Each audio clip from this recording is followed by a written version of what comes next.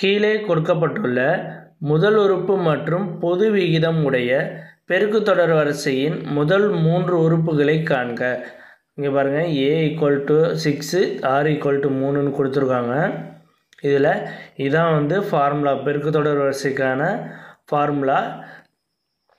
இதில் 3 உறுப்பு கண்டுபிடிக்கணும்னு சொல்லியிருக்காங்க. முதல் 3 உறுப்பு. அப்போ a எவனாவது 6, a6 போட்டாச்சு. r என்னன்னா 3.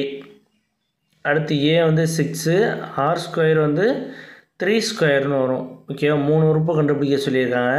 இது எழுதியாச்சு. இப்போ 6 முதல் உறுப்பு. ரெண்டாவது உறுப்பு என்னென்னா r3 18. இதை மல்டிபிள் பண்ணோம் 18. இப்போ 3 மல்டிபிள் பண்ணோம்னா 9, ஸ்கொயர் பண்ணோம்னா 9, r9 54. ஓகேவா, ஃபஸ்ட்டு 3 உறுப்பு கண்டுபிடிச்சிட்டோம். அடுத்து ரெண்டாவது கணக்கு இதே மாதிரி தான், இதே ஃபார்முலா தான்.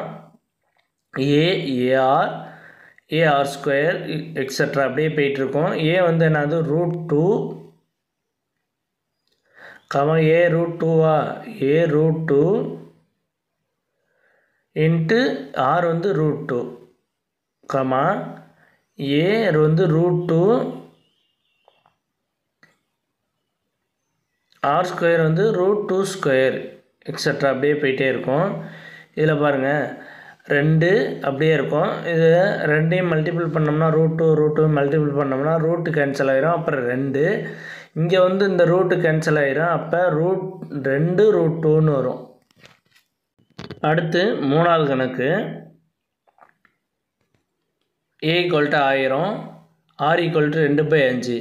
ஓகேவா, இதே ஃபார்முலா தான். a 1000, அடுத்து a, rல் 1000 இன்ட்டு 2/5, a 1000, r²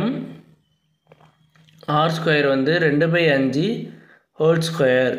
ஓகேவா, இதில் 1000 அப்படியே இருக்கும். இதில் பாருங்கள், 5ஆல் 1000 அடிக்கிறோம். 5ஆல் 1000 அடித்தோம்னா 200 5 1000. அப்போ 200 இன்ட்டு 2 பெருக்கணும்னா 400. 1000 இன்ட்டு இதை ஸ்கொயர் பண்ணோம்னா 4/25ன்னு வரும். இப்போ 25ஆல் நம்ம இதை அடித்தோம்னா 40. 4 25 100, 0 இருக்குது 40. இப்போ இதை மல்டிபிள் பண்ணோம்னா 160 வரும். அப்போ 1000 400 160. அவ்வளோதான் இந்த கணக்கு. நெக்ஸ்ட் வீடியோவில் பார்க்கலாம்.